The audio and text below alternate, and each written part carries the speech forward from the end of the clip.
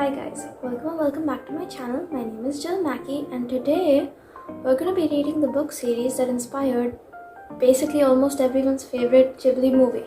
Right, so if you haven't heard of Howl's Moving Castle, the Ghibli movie, or even the book series, that doesn't really matter, you're probably living under a rock like I was about 2 weeks ago. My friends in school actually introduced the concept to me, and we were supposed to be having a movie marathon for specifically animes and Ghibli movies together. But unfortunately, I figured out, or actually fortunately for my case, I figured out that the Ghibli movie is inspired by a book. So obviously, if you know me, I preach the fact that you have to read a book before you watch the movie adaptation, because if you don't, that is a crime and people will send the cops after you. There's no hesitation or doubt in that. So anyway, here I am. I'm going to be reading the movie. I'm going to be reading the book and we will see how this goes. So, hi guys. I kind of cheated this challenge because I'm done with the book. Or at least I didn't expect to get through so fast. But here we are. I'm done with it. I started listening to the audiobook a couple nights ago while folding the laundry. And I haven't been able to put it down ever since. I listened to the narration by Jenny Sterlin. The book is by Diana Wynne Jones. And can we just talk about how good the narration was to begin with? Like, if Jenny Sterlin read all my PowerPoint presentations to me in class, I would be the top student. And I'm not even joking, her narration style is so good. It's actually almost perfect. But speaking of the book in itself, this book was such a shocker for me. Sometimes I've noticed that in some cases, very few, mostly none, but very few, the book of a really popular movie. Like, the movie is so popular, you've heard of it first before hearing of the book like I did. The book doesn't exactly turn out to be as good as the movie, which is a bit of a letdown. But this book, I haven't watched the movie yet, so I cannot compare it for you, but this book actually broke all standards for me. It was such an unexpected read, and I gave it 5 stars. So that's that, and now I'm going to tell you about the plot, I think. Or at least I'm going to try my best to do that. So the book is actually about Howl's Moving Castle, as the title suggests. And there's a girl called Sophie, and towards the beginning of the book, she's been cursed by the Witch of the Waste to turn into this old woman who is like 90, and Sophie, I believe, is like 17. So yeah, she's cursed to become an old lady, and then Sophie makes the decision of running away from home because her dad actually passed away. Everything he left behind was actually in the control of her stepmother, even though it was for Sophie. And she became sick of the life that was left behind for her, being a seamstress for hats. Which, I mean, honestly, that does sound a bit boring, especially for a 17-year-old to sit and be cooped up doing. And yeah, now that she becomes an old lady and she's in a different body, she uses that as her disguise and she just runs away. Now, in the village, there are rumors that there's this castle moving about, Howl's Castle specifically. And we hear of it while Sophie is working in the shop before she's been cursed, that Howl is actually an evil wizard who doesn't exactly curse, but he steals the soul of any young woman that walks near his castle, and it's suggested not to do so, obviously. And the castle, it moves by itself, so it moves from place to place, which is why it's called the moving castle, obviously. And yeah, point is, it moves from different valleys and hills to other valleys and hills, and you see it in your path. You're advised to change your path and maybe like go another way. But the point is that Sophie, now that she's an old woman, she has the body of disguise and she's not exactly herself. She wants to turn back into a girl again because she's the old lady now, and she doesn't like it. Because, I mean, if you think about it, she's 70. She hasn't lived her whole life. And if she's suddenly made into a woman of 90 on her deathbed, which the lady is really active and strong, mind you, in the book, entirely. But if she's made crippled and weak and just old in general, it could hamper her thinking abilities, and obviously she doesn't want to die so soon because she hasn't lived her life yet, like I said. And yeah, the book is really good, to the point where when I figured out it's an entire series, I have decided to make the bold choice to continue, because usually in most popular books, the series do keep declining in order, but hopefully that doesn't happen for this one. And anyway, back onto the story. Now that she's in that body of disguise, she decides she's gonna seek out Howl, the wizard who owns the castle, and he traps the hearts of these young girls. And she's gonna ask him to turn her back into a young girl. And she makes her way to her house. And I'm gonna stop here right now. Just tell you it's really good, because if I keep speaking, I know I'm gonna ruin the book for you, and I don't want to do that. Just keep in mind that this book is a bit slow paced, at least at the beginning. But I believe after chapter 6, there's a literal plot twist at the end of every single chapter, which makes you want to keep going. Which honestly, that was kind of unhealthy for me in the past couple of days. That's basically the reason I kept going. And I finished like a 10-hour long audiobook. I'm not sure if it's 10, maybe it's 8. But I finished that in basically 3 days, which again, if you know me, I listen to audiobooks kind of slow. I take my time and I usually finish them in like a week and a half. So it is crazy for me to do that, and yeah, definitely recommend. Now Sophie, she was a bit of a tiny little whimpering. I don't know if whimpering is the right word, but she wasn't exactly the kind who'd speak up for herself. But then when she's given the body of that old woman, not a young woman, she starts speaking for herself. And then the conversations she has with Howl, when she's basically sarcastically insulting him, or at least trying to, those conversations are really good. And listen, just go read the book. Everything or anything in fact that I say is not going to compare, because words can't describe how good the book was. There is a huge plot twist, and mind you, I did not see that coming from like 10 miles away at the very end of the book, which was the basic reason why I gave it 5 stars. It was gonna end up being a 4.5 for me, but I mean, it seemed like unfair not to, because of how good it was. And alongside what's going on right now in this storyline, the King of Ingri, which is one of the places where, so the castle, Howl's castle, it opens up to different portals or realms. And one of the places it opens up to is Ingri, the town where the story is set. And the King of Ingri actually, so he had a fight with his brother, and his brother is now lost because he ran away. So while you're navigating Sophie, trying to tell Howl to fix her back up, because part of the curse is that she can't really open her mouth and exactly tell the person in front of her that, listen, I've been cursed, I need help.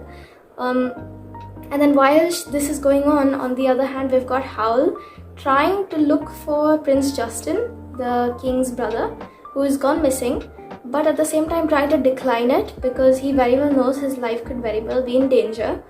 And in the end, I actually thought something really bad was going to happen, but thankfully it didn't. Thankfully we had that happy ending we asked for and wanted.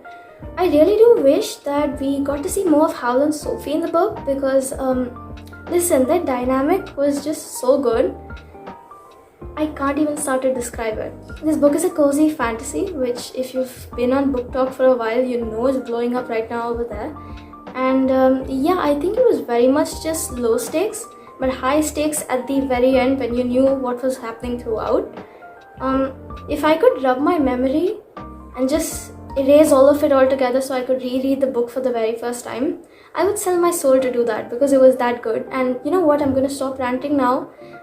Just go read the book, and I'm going to continue with the series, maybe even watch the movie soon so I can tell you my thoughts on it. And yeah, on to the second book in the series, Castle in the Air. Bye!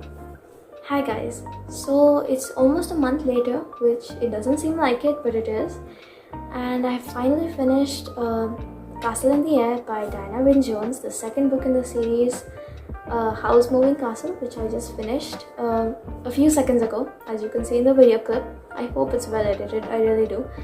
But yeah, I've just finished Castle in the Air, and here I am to talk to you about it. So I actually read a Goodreads review. I won't specifically put it up to value the person's privacy, but a specific review on Goodreads said that so the book Castle in the Air is actually set in this like Arabian background. It's supposed to like mimic Aladdin, but it's got the whole magical carpet and fairy tale-esque theme.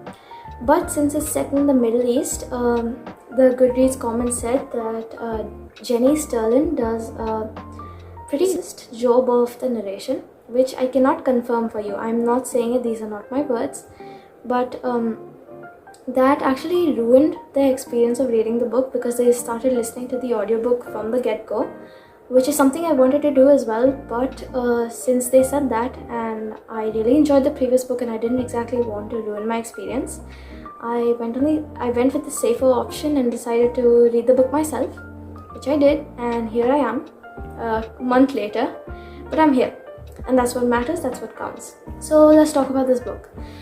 This is the second book, like I said, in the House Moving Castle series, which got adapted into a Ghibli movie, and which I ended up seeing the movie of, and I'll review it in a minute for you.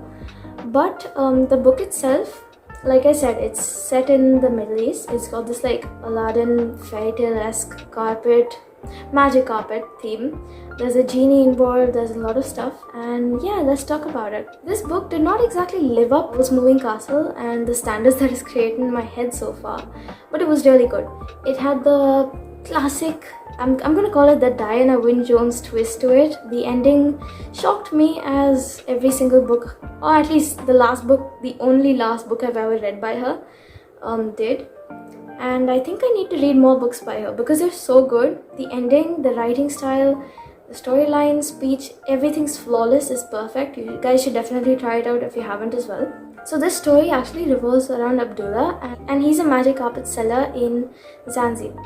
It's like a place somewhere, I'm not sure. So one day he actually ends up purchasing a magic carpet from this foreign like traveling seller, and this carpet in his sleep, so he sleeps on top of the carpet to ensure that the carpet doesn't fly away and take off by itself to go back to its owner, because he paid a lot of money to it. And it is considered that these carpets have like a mind of their own. They're like really smart and they can do stuff like that. So he sleeps on it, and in his sleep the carpet takes him off to like this magical faraway land. And when he wakes up in front of this like beautiful woman, a girl. She's like really pretty, she's like a princess. They meet in the moonlight and he thinks it's love at first sight. So her name's a little weird. It's funny but a little weird. She's called Flower in the Night, which he thinks is perfect for her. And yeah, I didn't really like the name at the beginning. I don't know if I like it very much now, but it seems to have grown on me, so I'm okay with it. But yeah, it just sounds really weird speaking about it. So anyway, he meets Flower in the Night in this like beautiful moonlit setting, and he realizes he's in love with her. And he keeps meeting up with her the next couple of nights, and they just talk about life. And she talks about how her dad wants to get her married off to this other prince. And Abdullah shows her pictures of different men, which I don't understand the point of that. But anyways, because she hasn't exactly seen others, and in the end she still declares that she's in love with him. And the next night he comes over, which is like his fourth night he's coming to meet her in a row. They decide to like run away and get married against her father's wishes. So as he comes to pick her up, there's this like devil kind of person. I forgot what it's called, but anyway, it comes in. It's like this magical creature, whatever. It comes in and it sweeps Flower in the Night off. It flies off with her, and she's gone in the night because she was a flower in the night. It's actually stupid. Anyway, Abdullah is now heartbroken because the love of his life is taken away. They were supposed to get married. She loved him, and suddenly she's gone. She is taken away by a devil. So now he goes off on this whole quest to like find her and get her back, which is like a back and forth between different countries. I believe Strangia is one, Ingri I'm not really sure, and there was one more, but I think I forgot. Yeah, I definitely forgot. Yeah, he meets quite a few new people along the way, just, that help him on his journey, on his quest. Pretty good, the story. The ending is just, it's perfect, okay? I'm sorry.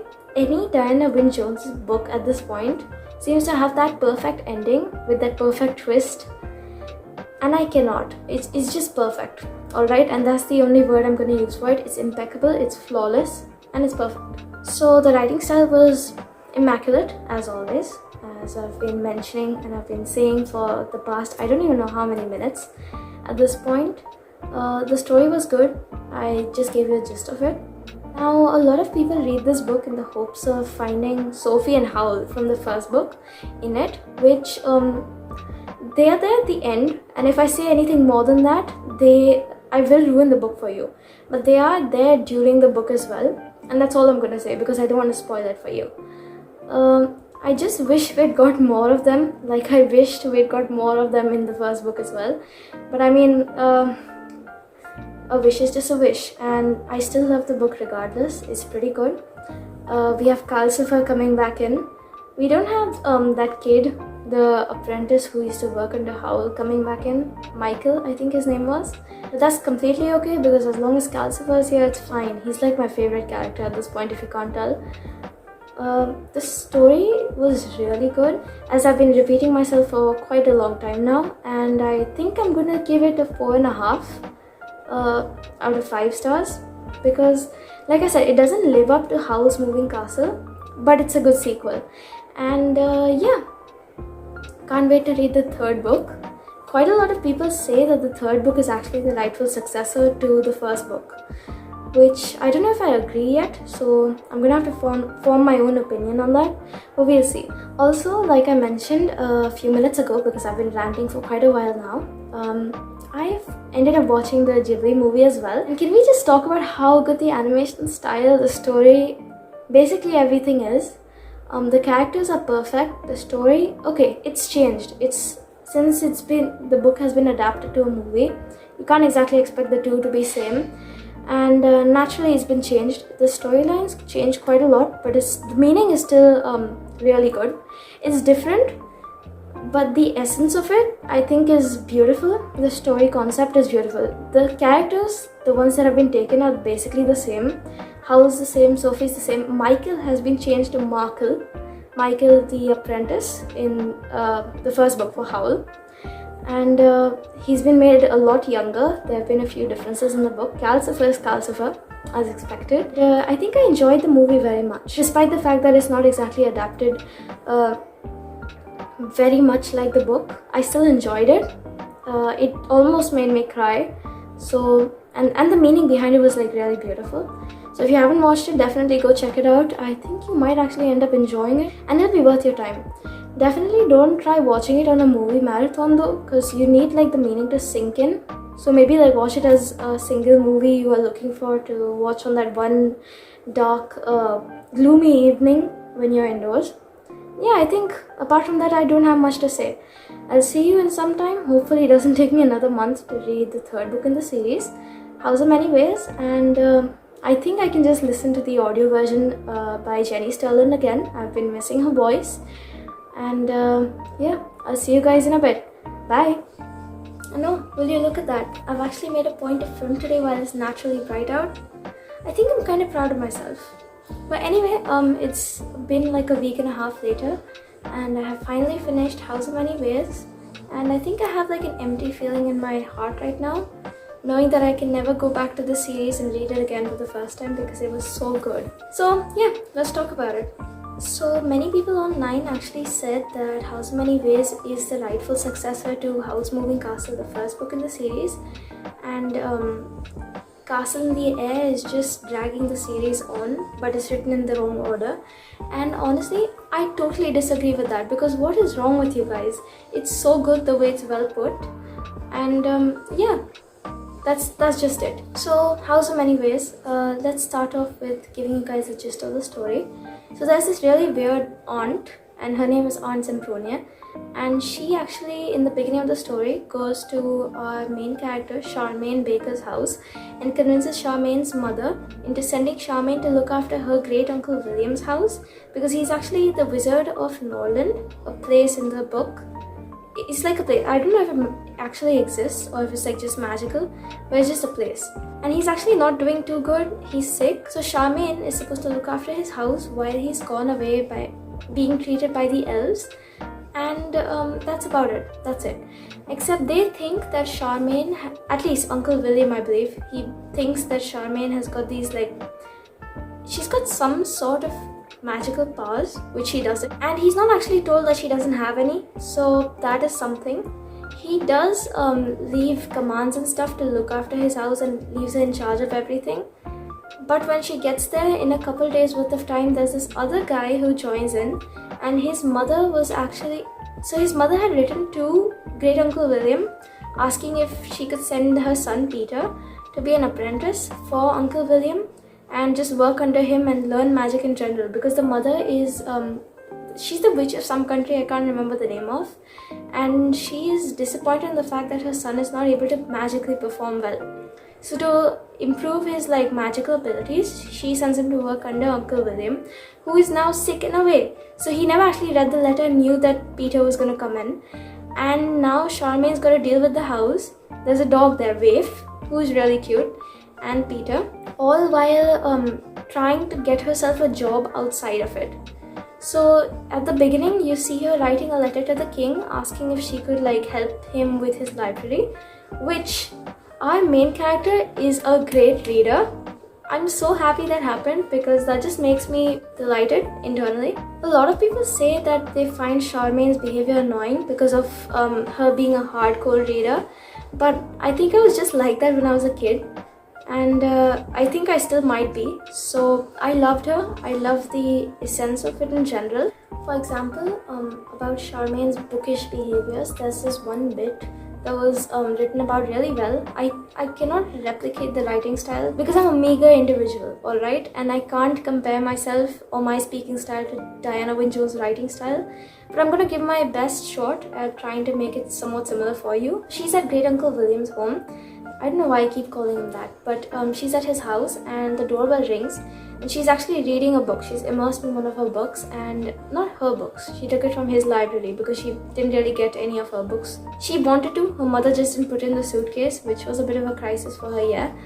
But she was immersed in a book. The doorbell rang and she actually said that at her own house, she wasn't really used to getting up to get the doorbell, even if she was sitting right in front of it and reading. In her head, she just passed it off as one of those meager, random, commoner things that common people do, and she's not actually meant to do it. So she just sits and she keeps reading and ignores it until someone else in her family goes and gets the door. Which, as shameful as it is, I won't mind admitting it to you right now, that was me in middle school, probably a bit towards high school as well. And yeah, I think that just made me feel something. I love Charmaine, that's all. I love Charmaine. She's such a reader, she's such a book nerd, and we stan book queens, alright? Slay. And yeah, back to the topic, she actually wrote to the king to ask for that job. And there's something going on in the castle about these demon people. I forgot again what they're called. Yeah, they aren't doing very good to the country. And there's this mystery subplot wherein the king's gold is depleting. So the king and his daughter, Hilda, if you've read the second book, you know who we're talking about. You know where she comes in from. They call in for help, and guess who they call in? Sophie and Howl. And they actually just call in Sophie, but Howl sneaks in as well. They get their kid as well. Calcifer is nowhere to be seen, but he comes in later, so Calcifer matters. And the plot twists in this story weren't exactly hardcore hitting like the other two. And the pacing was alright, it wasn't like the other two. So the other two, I don't know if I mentioned it, I might have. But the beginning is usually really slow up to chapter 6, chapter 7, and then it starts picking up. But the pacing here, maybe it's because I was listening to the audiobook again and Jenny Stellan's voice just got me to, keep wanting to listen. And yeah, I think I just finished this book in hardly a couple of days, which is really good because I am a bit of a slow reader otherwise. And I did enjoy the storyline. It was really cute. We had more of Sophie and Howl in here. The mystery aspect was good, though I think I guessed it. But still, look, the writing style was obviously immaculate as always. It's Diana Wynne Jones we're talking about. And I am kind of disappointed now that I've finished the series because I don't have anything similar to read again. I can never actually read about Howl and Sophie's adventures for the first time over, and I'd sell my soul to do that. So if you're watching this video and if you haven't read the series yet but you want to watch the Ghibli movie, take this as a sign for yourself to go read the book series first. The entire series, mind you. You will want to yourself. I don't mind betting, but you will want to read, at least continue the series after reading book 1. just like I did, because honestly for this video I was just planning on reading book 1 and then watching the movie and giving you guys a comparison. But I just had to read book 2 and 3 and it's worth it, honestly. People stray away from reading the entire series, or the other two actually, because they're afraid that it won't live up to Howl's Moving Castle, the first book. But listen, it's good enough. It's set in the same universe. This was a whole 5-star series for me. And the last book, I gave it 4 stars. Again, just because the story wasn't hard-hitting, but the series is good in general. It's a 5-star series. I think it's one of the best books I've read this year. It's like in the top 3, the first book. So yeah, I'm just happy I read it. I'm happy I finished it. Though actually now I'm not really, because I don't have any more to read. But yeah, if you guys had fun, make sure to watch some of my other videos. Maybe like show some support. Like, comment, subscribe, YouTube things, and hopefully I'll see you in another video next time.